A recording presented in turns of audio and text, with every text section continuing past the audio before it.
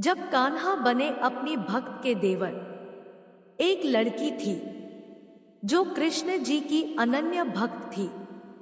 बचपन से ही कृष्ण भगवान का भजन करती थी, भक्ति करती थी। भक्ति करते करते बड़ी हो गई। भगवान की कृपा से उसका विवाह भी श्री धाम वृंदावन में किसी अच्छे घर में हो गया। विवाह होकर पहली बार वृंदावन गई, पर नई दुल्हन होने से कहीं जा ना सकी और मायके चली गई। और वह दिन भी आया जब उसका पति उसे लेने उसके मायके आया। अपने पति के साथ फिर वृंदावन पहुंच गई। पहुंचते पहुंचते उसे शाम हो गई। पति वृंदावन में यमुना किनारे रुककर कहने लगा, देखो शाम का समय है, मैं यमुना जी में स्नान करके अभी आता हूं।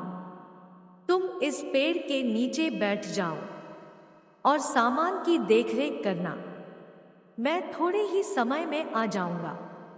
यही सामने ही हूं, कुछ लगे तो मुझे आवाज दे देना। इतना कहकर पति चला गया और वह लड़की बैठ गई। अब एक हाथ लंबा घूंघट निकाल रखा है, क्योंकि गांव है, ससुराल है, और वहीं बैठ गई। मन ही मन विचार करने लगी कि देखो ठाकुर जी की कितनी कृपा है। उन्हें मैंने बचपन से भजा और उनकी कृपा से मेरा विवाह भी श्री धाम वृंदावन में हो गया।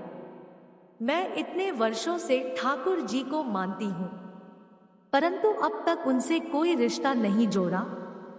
फिर सोचती है, ठाकुर जी की उम्र क्या होगी? लगभग 16 वर्ष के होंगे। मेरे पति 20 वर्ष के हैं, उनसे थोड़े से छोटे हैं, इसलिए मेरे पति के छोटे भाई की तरह हुए और मेरे देवर की तरह। तो आज से ठाकुर जी मेरे देवर हुए।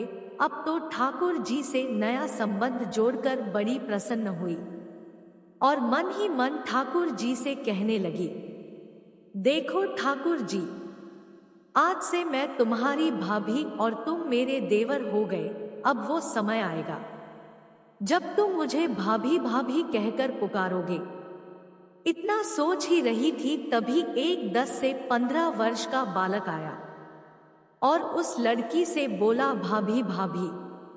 लड़की अचानक अपने भाव से बाहर आई और सोचने लगी, वृंदावन में तो मैं नहीं हूं, ये भाभी कहकर कौन बुला रहा है। नहीं थी, इसलिए घूंघट उठाकर नहीं देखा कि गांव के किसी बड़े बूढ़े ने देख लिया तो बड़ी बदनामी होगी। अब वह बालक बार बार कहता, पर वह उत्तर न देती। बालक पास आया और बोला, भाभी तनिक अपना चेहरा तो दिखाई दे। अब वह सोचने लगी, अरे ये बालक तो बड़ी जिद कर रहा है, इसलिए कस के घूंघट पकड़कर बैठ गई कि कहीं घूंघट उठाकर देख न ले। लेकिन उस बालक ने जबरदस्ती घूंघट उठाकर चेहरा देखा और भाग गया। थोड़ी देर में उसका पति आ गया। उसने सारी बात अपने पति से कही। पति ने कहा, तुमने मुझे आवाज क्यों नहीं दी?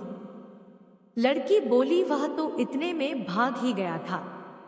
पति बोला, चिंता मत करो, वृंदावन बहुत बड़ा थोड़े ही है। कभी किसी गली में खेलता मिल गया तो हड्डी पसली एक कर दूंगा, फिर कभी ऐसा नहीं कर सकेगा। तुम्हें जहां भी दिखे मुझे जरूर बताना। फिर दोनों घर गए।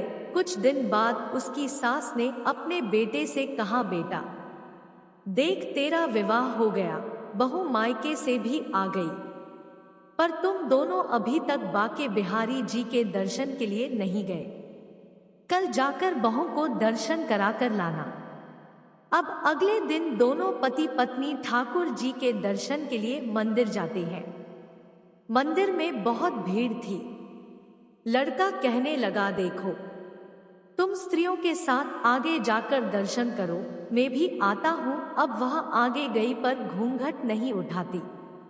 उसे डर लगता कोई बड़ा बूढ़ा देखेगा तो कहेगा, नई बहू घूंघट के बिना घूम रही है।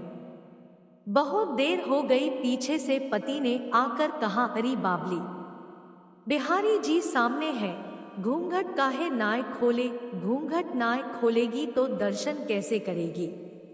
अब उसने अपना घूंघट उठाया और जो बाके बिहारी जी की ओर देखा तो बाके बिहारी जी की जगह वही बालक मुस्कुराता हुआ दिखा। तो एकदम से चिल्लाने लगी, सुनिए जल्दी आओ, जल्दी आओ। पति पीछे से भागा भागा आया, बोला क्या हुआ। लड़की बोली, उस दिन जो मुझे भाभी भाभी कहकर भागा था वह बालक मिल गया। पति ने कहा कहाँ है, अभी उसे देखता हूं। तो ठाकुर जी की ओर इशारा करके बोली, ये रहा, आपके सामने ही तो है। उसके पति ने जो देखा तो अवाक रह गया भी और बोला, तुम धन्य हो, वास्तव में तुम्हारे हृदय में सच्चा भाव ठाकुर जी के प्रति है। मैं इतने वर्षों से वृंदावन में हूं, मुझे आज तक उनके दर्शन नहीं हुए, और तेरा भाव इतना उच्च है कि बिहारी जी के तुझे दर्शन हुए। बोलो जय श्री कृष्णा।